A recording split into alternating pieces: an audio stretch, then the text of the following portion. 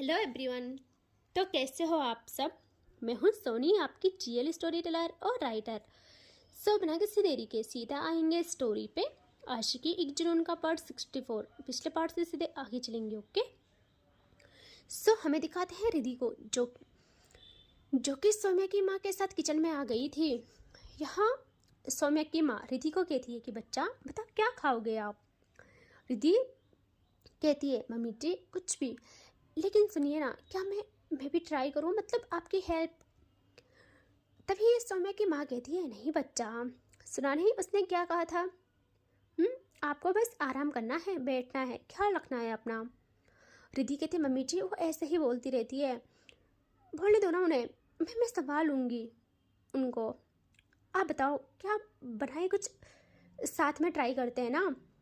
तो वो कहती है बच्चा सूप तो आपने इतना अच्छा टेस्ट कराया, अभी मेरा मन कुछ खाने का तो बिल्कुल नहीं है, बस आपके लिए बनाना है कुछ, तो मुझे बनाने दीजिए।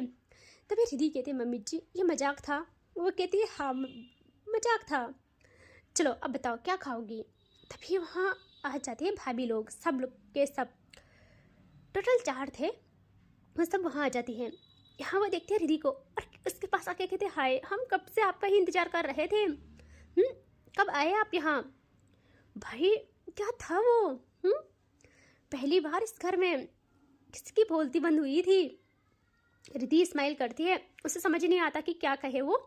भाभी कहती है वैसे सच में पहली बार इस घर में इतना सब होने के बाद भी शांति देखने को मिली थी हमें उस टाइम। रिधि कहती है अब आप शांति ही देखोगे हमेशा। भाभी कहती है बच्चा लेकिन ध्यान से, हाँ आग में हाथ डाल रहे हो आप, वैसे हम आपके साथ हैं हमेशा, ठीक है। चलो साथ में कुछ बनाते हैं, क्योंकि सूप खा के हमारे भी पेट में दर्द होने बैठ गया है। सब ना हंस रहे थे तो ये सब लोग ना कुछ बनाने लगते हैं। रिधि तो बस सबको देख रही थी, सब रिधि को बहुत प्यार कर रहे थे, बहुत ज़्यादा उसे बहुत अच्छा मान रहे थे, क्योंकि रिधि थी ही ऐसी यार। ये लोग जैसे काम कर रहे थे, ये लोग बस कंप्लीट करने वाले थे कुछ बनाने के लिए, तभी एक जोरदार आवाज़ पूरे घर में गूंज जाती है, किचन में भी। और रिधि घबरा जाती है, उसने कभी ऐसा सब माहौल नहीं देखा था। दूसरे ही पल उसका हाथ उसके दिल पे चला जाता है, क्योंकि उससे ना उतना घबराहट हुई थी। वो देखती है बाकी भाभीियों को जो बस नॉर्मल ले रही थी सब कुछ और अपने काम पे फोकस कर रही थी। रिधि कुछ कहती, यहाँ भाभी कहती है रिधि आपको नूडल्स चलेंगे। मैं आपके लिए वही बनाती हूँ, मम्मी जी रेस्ट करेंगी। रिधि कहती है भाभी वो सब तो ठीक है, लेकिन ये आवाज़ कैसी है, आपने आपने नहीं सुनी क्या, गोली चलने की थी ना। यहाँ भाभी कहती है जाने दो ना उसे, छोड़ो आप ये सब, बताओ कौन से वाले नूडल्स खाएंगे आप। रिधि जल्दी से देखती है सौम्या की मम्मी को, जो डरी हुई थी, लेकिन क्योंकि ना वो इन सब से थोड़ा हटके थी, मतलब उन्हें ना ये सब चीज़ें पसंद नहीं थी। और रिधि कहती है अब ठीक हो ना, आप लोग इतने शांत क्यों हो। ठीक है कोई नहीं बताएगा ना मुझे, मैं देखती हूँ। उसे ना इतना तो पता था कि कुछ हुआ है, और जैसे बाहर जाने को होती है सौम्या की माँ जल्दी से उसका हाथ पकड़ के उसे रोकती है और कहती है रहने दो ना, इस वक्त बाहर मत जाओ। रिधि कहती है बट क्यों, पता तो चले हुआ क्या है, ये आवाज़ कैसी है। तभी रूम के अंदर एंट्री होती है सौम्या की ताई की, जो डायरेक्ट अंदर आके अपनी बहुओं को कहती है जाओ मेरे लिए चाय बनाओ, कब से तुम लोगों को ढूंढ रही थी मैं, तुम सबके सब यहाँ क्या कर रहे हो। हाँ वो कहती है जी बना रहे हैं। रिधि देखती है उन्हें और कहती है बड़ी मम्मी जी वो आवाज़ कैसी थी, आप बाहर से ही आ रहे थे ना। बताइए ना वो आवाज़ कैसी थी, किस चीज़ की थी। यहाँ वो मुड़ती है पीछे और देखती है रिधि को प्रॉपर, और फिर सौम्या की माँ को, और फिर कहती है क्यों तुमने अभी तक नहीं बताया। इन्हें ऐसी आदत डालनी पड़ेगी, ज़्यादा रिएक्ट ना करे, ये भी समझा लो। और तुम लोग, वो अपनी बहुओं को अगेन देख के कहती है तुम्हें पता है बच्चों का मूड इस वक्त सही नहीं होगा, कुछ अच्छा खाना बनाओ उनके लिए, सुबह से पेट जला के बैठे हैं, और इसको भी समझाओ, इसे भी खाना बनाना सिखाओ, यहाँ के तौर तरीके पहनावा सिखाओ यहाँ का। सौम्या ने इसको बचाने के लिए इसके बदले का जो जहर जैसा सूप पी लिया और इसे एक भी नहीं पड़ी है उसकी। हाँ, इसे बोलो उसके लिए कुछ खाना बनाए, ऐसा नहीं कि उसके लिए कुछ बनाना सीखे। ये बाहर जाने को तैयार है। यहाँ रिधि की आंखें बंद हो जाती है, उसे बहुत गुस्सा आता है। सौम्या की मम्मी देखती है रिधि को और उनको अच्छा नहीं लगता। और ना सौम्या की मम्मी रिधि का हाथ प्यार से थामती है और जिंदगी में पहली बार वो हिम्मत करके अपनी जेठानी को जवाब देती है। वो कहती है कि दीदी अभी बच्ची है, वो नया नया माहौल है, उसने कभी नहीं सीखा ये सब, थोड़ा टाइम तो लगेगा ना। और मैं हूँ ना, मैं कर देती हूँ काम, कुछ भी है वो तो। या तभी सौम्या की ताई देखती है सौम्या की मम्मी को और कहती है ओह, तो अब इस घर में ये सब भी होने लग गया है। सही है सही है, तेरी बहू को क्यों ही कुछ कहना हमने, तुझे ही तेरे बच्चे की नहीं पड़ी तो क्या ही बोले। यहाँ माहौल बहुत तगड़ा हो गया था। भाभी लोग तो हैरानी से और डर से ये सब देख रहे थे। कभी इस घर में ऐसे नहीं हुआ था, लाइक कि तेरा मेरा करके। और सौम्या की मम्मी कहती है दीदी आप ऐसा क्यों बोल रही हो, क्या मेरी बहू क्या आपकी बहू, सब बेटियां हैं हमारे लिए। और बच्चे तो हमने सब ऐसे ही मानते हैं कि हमारे अपने हैं, क्या तेरा और क्या मेरा, ऐसा क्यों कह रही हो आप। तो वो कहती है बस बहुत हुआ, बाकी सफाई मत दो, हम बहुत प्यार करते हैं सौम्या को इसीलिए बोल रहे हैं, और तुम सीख लो कुछ, वरना हमारे बेटों के लिए माँ जी बर्दाश्त भी कर ले भूख, सौम्या के लिए नहीं करेंगी, ठीक है। रिधि कहती है देखिए आप ना, तभी एक भाभी बात को थामते हुए कहती है मैं बना लूँगी सौम्या के लिए, उनके लिए कुछ मैं बना लूँगी। ताई कहती है हाँ तुम ही बना लो, वैसे भी उससे तुम्हारे हाथ का खाना ही पसंद आता है ज़्यादातर। और वह रिधि में ना आग लगा के जाते जाते कहती है बीवी से जब कुछ काम नहीं होगा तो भाभी ही करेंगी ना अब। और वो वहाँ से चली जाती है। यहाँ सौम्या की मम्मी रिधि को कहती है बच्चा आप बुरा मत मानना, हाँ दीदी की आदत है, बड़े हैं ना तो आप फिक्र ना करें, सहन कर लो थोड़ा, मैं हूँ ना, जब तक मैं हूँ आपको नहीं आएगा ना कुछ भी बनाना, मैं बना लूँगी, आप बस बेफिक्र रहिए, ठीक है। रिधि को बहुत हर्ट होता है, बहुत ज़्यादा, उसका दिमाग भी ख़राब हो जाता है। उसने दिमाग में बिठा दिया था कि इस घर के लोगों को वो सुधार के ही दम लेगी। और तभी तभी रिधि कुछ कहती, अगेन इनके कानों में एक चीख पड़ती है और रिधि अब नहीं रुकती, वो बाहर आने लगती है। यहाँ भाभी कहते, सब साथ में कहते हैं कि रिधि नहीं प्लीज़ बाहर मत जाओ, रिधि मत जाओ ना। और रिधि ना जाते जाते कहती है भाभी मैं सब कुछ सहने वाली नहीं हूँ। और वो जैसे हॉल की तरफ आती है, कुछ आगे चलते ही उसके कदम वहीं जम जाते हैं। भाई हॉल में क्या सीन था मैं बताती हूँ। सोफे में बैठी थी दादी, बगल में रॉयल हुक्का, आँखों में तेज, हाथों में हुक्के की नाई और होठों पे स्माइल। उनके बगल उनके लड़के पोते सब बैठे थे, सबके चेहरे पे ऐसा घमंड कि क्या बोलूँ। और दादी के ठीक बगल यानी सेंटर में थी सौम्या बैठी हुई थी, पैर क्लोज पोजीशन में, आंखों में अखलाक का नशा, होठों पे ऐसी मुस्कान कि वो उस वक्त इंसान तो लग ही ना रही थी। हाथों में थी उसकी गन। और इनके सामने एक आदमी बैठा था और उसका हाल क्या बोलूँ भाई, उसके भाई लोग ना उसके बगल बैठे थे डरे से में, और इक्के बाजू पे चोट लग गई थी, घाव था। उसी दर्द के साथ वो कह रहा था कि प्लीज़ हाथ जोड़ते हैं, हम दोबारा ऐसा नहीं करेंगे, वो हमारी बस बच्ची कुछ ही घर की ज़मीन है, उससे हमसे मत छीनो, हम बाकी सब आपको देने के लिए तैयार हैं, आगे से हम आपके काम में कोई भी रुकावट नहीं डालेंगे, माफ़ी दे दीजिए, मेरे बच्चे हैं। वो बस इतना ही कहता है कि सौम्या एकदम गन कॉक करके पॉइंट करती है और कहती है यहाँ माफ़ी नहीं होती, सिर्फ फैसले होते हैं, और फैसलों में कोई भी दया नहीं होती है।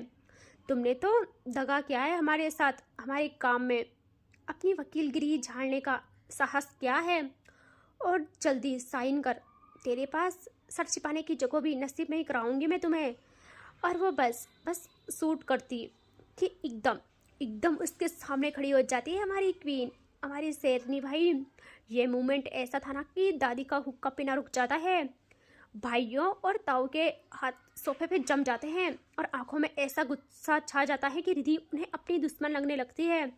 और पहली बार कोई बहू ऐसे आई थी उनकी इजाज़त के बगैर। उनकी इज्जत आबरू पे असर पड़ गया था, उन्हें ऐसा लग रहा था, और वो लोग इसे ऐसे बख्शे नामुमकिन था। और रिधि, उसकी आवाज़ सौम्या के रूह में आग लगा देती है। रिधि की आंखों में इतना लालपना था कि सौम्या के गुरूर को खा कर रहा था, और सौम्या के चेहरे पे स्माइल बिल्कुल नहीं आती यार। सौम्या के चेहरे पे एक भी स्माइल नहीं थी, बस उसके हाथ वहीं जम जाते हैं और आंखें रिधि पे। घर नीचे होती ही नहीं। यहाँ रिधि कहती है, क्या कर रहे थे तुम? हाँ, इंसान हो तुम या ये भी भूल गए हो? इसे हटाओ अभी के अभी, इसे हटाओ। यहाँ सौम्या कुछ नहीं कहती, और रिधि की आवाज़ इस बार इतनी तेज कि पूरे घर में तूफान आ जाता है। ऊपर कॉरिडोर में तनु और सिया भी भाग के आ जाते हैं देखने के लिए कि नीचे क्या हो रहा है, और किचन से भाभी और मम्मी लोग डर डर के उन्हें देख रहे थे। रिधि कहती है, तुमने सुना नहीं? क्या मुझे कुछ करना पड़ेगा? बोलो, बहुत शौक है तुम्हें मरने का, चलो कम ऑन सूट मी। और उसका ये कहना था। दूसरे ही पल सौम्या खुद को शांत करती है वो, और गहरी सांस लेती है और नीचे कर लेती है गन को, और देखती है रिधि को जो ठीक उसके सामने थी। दोनों का आई कांटेक्ट हो रहा था, और सौम्या कहती है, रिधि जाओ अंदर, अभी अंदर जाओ। रिधि कहती है, पहले मुझे ये बताओ ये सब क्या चल रहा था? तुम में इंसान के एक भी गुण हैं? सौम्या कहते, रिधि मैंने कुछ बोला है, अंदर जाओ, हम करते हैं ना बात। रिधि कहती है, अभी यहीं इसी वक्त करो बात। वैसे तुमसे तो क्या ही बात करूँगी मैं ना इंसान के, तुम ऐसे हो ना कि इंसान के समझ में आता है कुछ भी बोलूँ तो, जानवरों के नहीं। और वो मुड़ती है पीछे और उन्हें कहती है, आप लोग देख क्या रहे हो? उन्हें चोट लगी है, जाओ उन्हें ले जाओ हॉस्पिटल। और वो बेचारे तो डर रहे थे। यहाँ दादी जैसे सुनती है, वो देखती है सौम्या को और कहती है, सौम्या इसे बोल ये यहाँ से जाए। ये क्या तहजीब होती है बहुओं का, यूं इस तरह आना और इस अंदाज में बात करना। तुमसे वो भी, इसे समझा ले, ये वो पूजा वाला दिन नहीं है जहाँ मैं खामोश बैठी रहूँगी। रिधि देखती है दादी को और कहती है, और ये भी मत समझ लीजिए ये वो बहू है जो सब सहन करेगी। मैं वो बहू नहीं हूँ जिसे आपने किचन तक ही कैद किया हो। मैं रिधि हूँ, मेरी हदें और है, या ये मान लो मेरी हदें ही नहीं है। मैं बड़ों का सम्मान करती हूँ, खामोश हूँ। इसका मतलब ये नहीं कि कुछ भी बोलोगे या मेरे सामने कुछ भी करोगे तो मैं सहन कर लूँगी। उसी वक्त एकदम से सौम्या के ताव उठ जाते हैं और कहते हैं, धिक्कार है तुझ पे, तेरे सामने ये सब हो रहा है। ये कल की आई लड़की जिसने तेरे को 5 साल तक किस हाल में रखा था हम भी जानते हैं। वो जरूरी हो गई तुझे आज। और माँ जिसने तेरे को बचपन से प्यार किया, उनके लिए तुम कुछ बोल भी नहीं रही हो अपनी होने वाली बीवी को। खैर क्या ही बोलूँ, लेकिन अपनी बीवी को चुप करा, अभी तक शादी हुई नहीं है, ये हाल है, आगे क्या होगा। यहाँ दादी एकदम अपना हाथ आगे करती है और उन्हें खामोश कर देती है सिर्फ एक इशारे में। और वो वहाँ बैठ जाते हैं गुस्से में और ये कहते हैं कि माँ हर बार आप चुप करा देती हो, लेकिन इस बार ये डील मेरे लिए ज़रूरी है, इसमें कोई भी बात आनी नहीं चाहिए, वरना। यहाँ दादी सौम्या को देखती थी कि वो कुछ एक्शन ले, बट सौम्या रिधि को कहती है, रिधि प्लीज अभी जाओ, हम बात करते हैं ना बच्चा, प्लीज अंदर जाओ। वो बहुत प्यार से बोली थी। यहाँ रिधि अब सौम्या को देखती भी नहीं और उन्हें देखती है और कहती है, सुनिए उठिए आप लोग, उनका ब्लड लॉस हो जाएगा।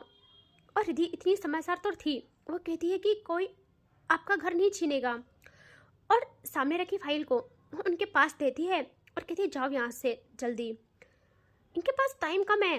बट वो अभी भी नहीं जा रहे थे। यहाँ जैसे फाइल रिधि ने दी थी, सबसे बड़ा भाई उठता है, उनको बहुत गुस्सा आता है क्योंकि ये डील उनके लिए बहुत इम्पोर्टेंट थी। और वो कहता है, सौम्या तुम ऐसे कैसे हो सकती हो? तुम इन्हें चुप कराओगी या मैं कुछ करूं? और वो रिधि की तरफ बस बड़े ही थे कि उनके लफ्ज़ थोड़े कड़वे थे। सौम्या बर्दाश्त नहीं करती, वो एकदम उठ जाती है और रिधि का हाथ पकड़ के अपने करीब करती है और कहती, एक लफ्ज़ और नहीं, समझे? सब जानते हैं सौम्या क्या आग है और रिधि उसकी लपटें हैं।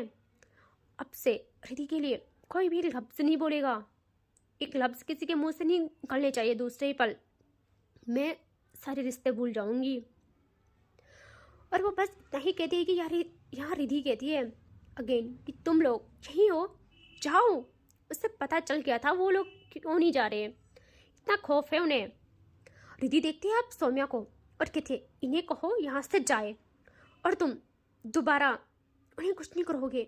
मैं कुछ बोल रही हूँ, अभी के अभी बोलो उन्हें, वरना तुम मुझे जानते हो। और सौम्या खुद को शांत करके देखती है रिधि को और कहती है look at me Riddhi. Riddhi नहीं देखती, सौम्या एकदम रिधि को अपने सामने करती है और कहती है जान बताओ, आपको ये अच्छा नहीं लग रहा ना, क्या चाहते हो मैं जाने दूँ उन्हें? ठीक है जाने दिया, अब शांत हो जाओगी, आप अपने रूम में चली जाओगी, बोलो हम बात कर रहे हैं ना। रिधि कहती है मुझे नहीं पता, मुझे ये भी नहीं पता कि क्या क्या करते हो तुम, मुझे नहीं पता कुछ भी, लेकिन तुम जानते हो मैं ये सब बर्दाश्त नहीं करूँगी। उन्हें बोलो कि वो जाए यहाँ से और तुम उन्हें परेशान नहीं करोगे।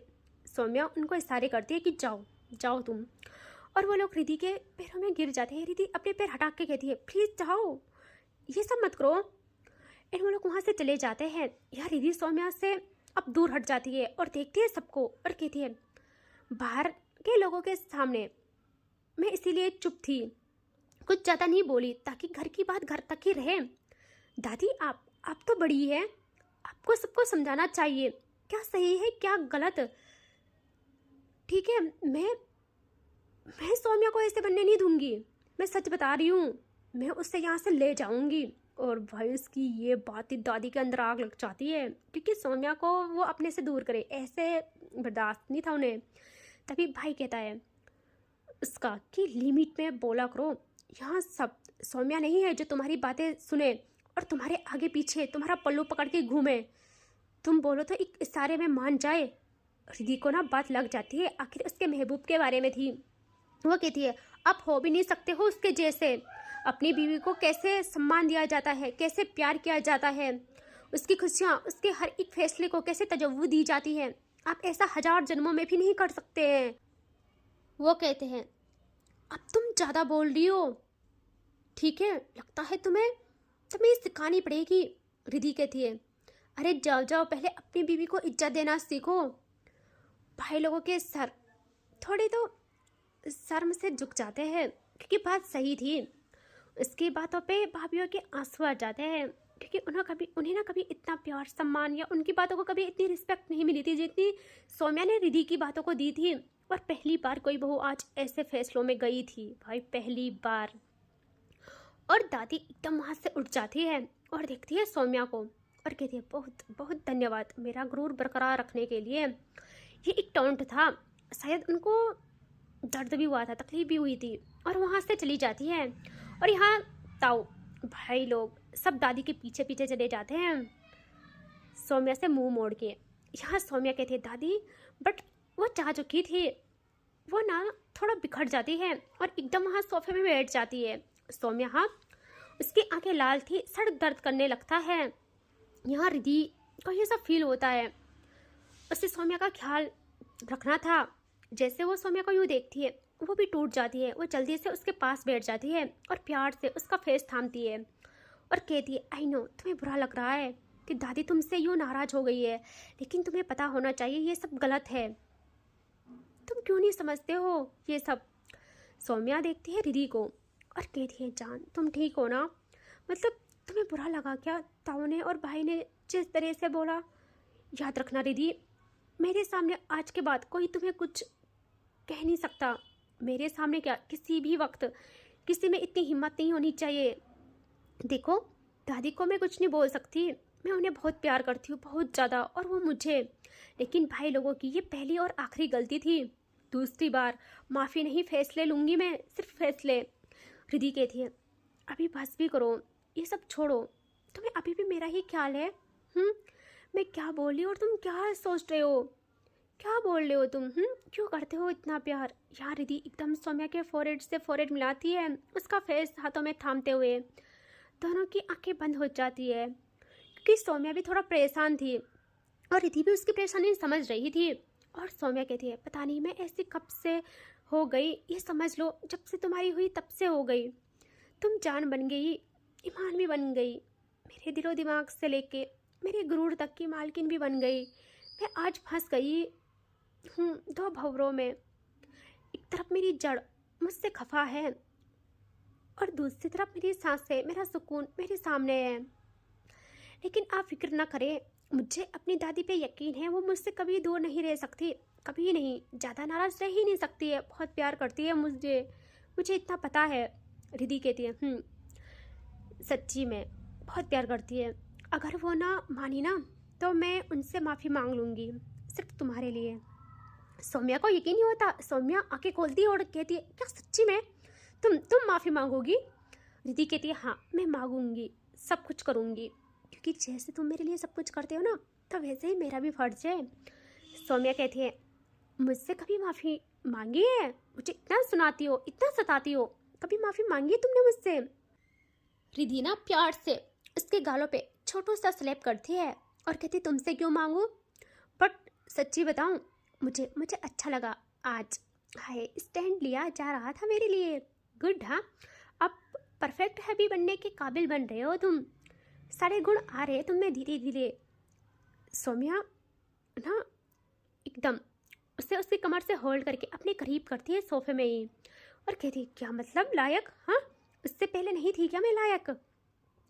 स्टैंड तो कब का लेती, मैं खाना बनाने से भी रोकती आपको, क्योंकि मुझे आपका काम करना बिल्कुल पसंद नहीं है।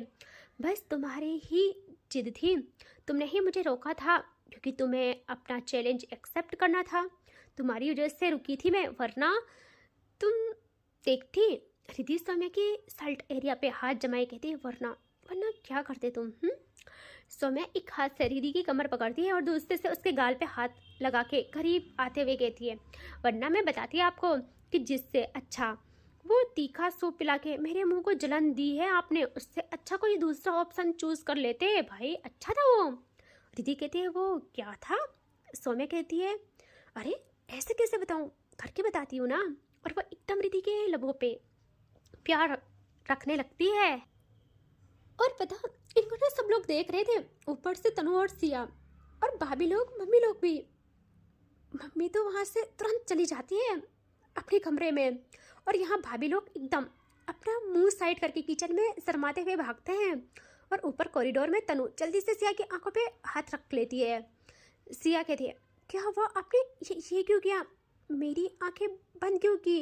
मुझे वैसे भी कुछ दिखाई नहीं दे रहा था, मेरे चश्मे मेरे रूम में रह गए हैं। तनु कहती है अरे वाह भाई, शरीफ लोगों को कब से दिलचस्पी आ गई है सब देखने में। सिया कहती है क्या दिलचस्पी, मैंने कुछ देखा ही नहीं। तनु कहती है देखो देखो भी मत, सीरियस डिस्कशन चल रहा है।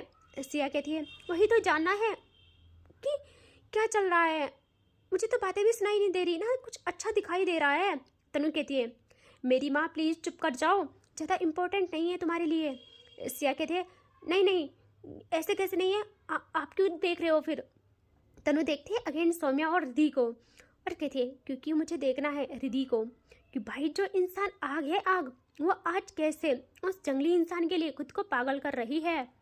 और तनु देखती है ऊपर और कहती है भगवान जी मेरे दिन कब अच्छे लाएंगे आप।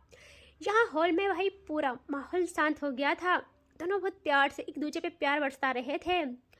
सौम्या ने एक हाथ से रिद्धि की कमर पकड़ी थी और एक से उसका गाल प्यार से और उसके गाल पे प्यार से सहला रही थी और वैसे प्यार से उसे प्यार कर रही थी। रिद्धि कुछ भी थी, उससे गर्व हो रहा था कि हाय मेरे राजा, मतलब जो इंसान पूरा अलग शेर था, रिद्धि के आते ही उसके लिए सेकंड के हिसाब से बिल्ली बन गई थी सौम्या। और सौम्या रिद्धि से बहुत प्यार करती है, बहुत ज़्यादा, बहुत ही ज़्यादा। उसे सब त्यागना सब मंजूर था, लेकिन रिद्धि के बात काटना बिल्कुल नहीं। और भाभी लोग तो रिद्धि की किस्मत से भी खुश थे कि क्या किस्मत पाई है, ऐसे पार्टनर होना क्या है। उन्होंने पहली बार ज़िंदगी में किसी को अपनी बीवी के लिए इतना सब करते देखा था, पहली बार। तो उनके लिए ये सब तो बहुत नया और अलग था, बहुत ही ज़्यादा। और इसके आगे देखेंगे नेक्स्ट पार्ट में, ठीक है? Take care, bye bye. Comments आने चाहिए यार आप सबके, ओके? ठीक है, टेक केयर, बाय बाय।